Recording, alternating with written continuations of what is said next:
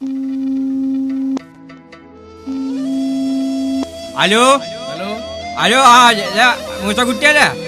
അതെ. ഞാനാടാ അന്റെ തന്ത. രാവിലെ തന്നെ വിളിച്ചിട്ട് അല്ല ചൂടാണ്ട, ഞാൻ എന്റെ ഉപ്പേടാ, എന്റെ തന്തയാണ്, ഞാനാണ് മൊയ്താണ്, മുട്ടായി മൊയ്തു. എന്തിപ്പാ അഞ്ച് വിശേഷം ഒന്നും അറിഞ്ഞില്ല അപ്പൊ നാട്ടിലത്തെ? ഇല്ല. അറിഞ്ഞിട്ടില്ല, എന്നാ കേട്ടോ. അബുദാബിയിലുള്ളെന്റെ മൂസക്കുട്ടിയെ TV തുറന്നപ്പോൾ വാർത്ത കിട്ടിയേ, എൻ പ്രിയ മോനെ എൻ ഹൃദയം പൊട്ടിയേ, ഫ്ലാഷ് ന്യൂസ് കണ്ടപ്പോൾ ഞാനും ഞെട്ടിയേ. രുചിയൂറും വിഭവങ്ങളായ വീരക്കിയേ, മനസ്സിൻ കൊതിയെല്ലാം കബറടക്കിയേ, തലയിൽ ഇടിവെട്ടായി വാർത്ത കിട്ടിയേ, നാട്ടിൽ ബീഫിന് ക്ഷാമം പറ്റേ.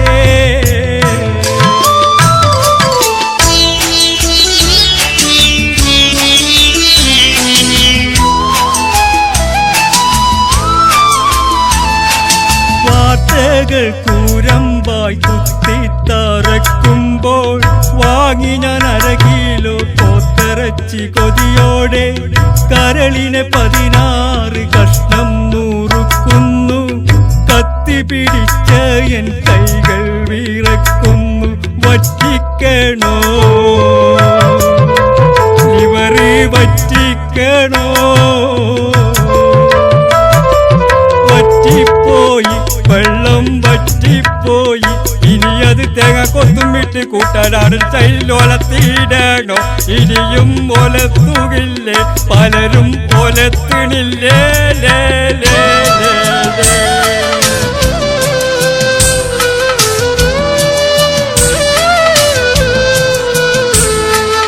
എന്തെന്ത് വിഭവങ്ങൾ നിനക്കിന്നുണ്ടെന്നാലും, എന്നും കോഴി വെച്ച് വിളമ്പി നീ തിന്നാലും, ഏറെ ഫിഷ് ഫ്രൈയും മട്ടനും മുണിഞ്ഞാലും, ബീഫ് വാങ്ങാനായി പൈസയില്ലെന്നാലും പറ്റിപ്പോകും,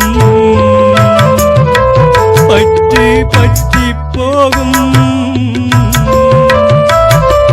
പറ്റിപ്പോകും, കടം പറ്റിപ്പോകും. അയലത്ത് കടമെടുത്തിട്ടും വരുന്നിട്ടും നമ്മൾ കടയിൽ പോകും, നാടൻ പോത്തും വാങ്ങും, കുറച്ച് ആടും വാങ്ങും.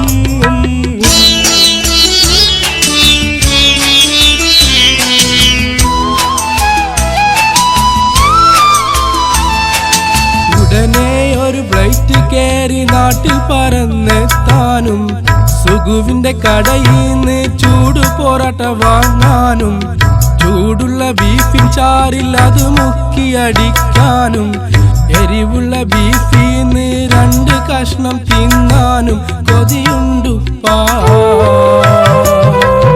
അതിനെന്ത് വഴിയുണ്ടുപ്പാ, കൊതിയുണ്ടുപ്പാ, അതിനെന്ത് വഴിയുണ്ടുപ്പ. നാട്ടിൽ നിന്ന് ഉടനടിയെടു പിടി എന്നാലും വരുന്നുണ്ടോപ്പ. സാധനം വിടുമോ ഉപ്പ, പാർസൽ വിടുമോ പപ്പ.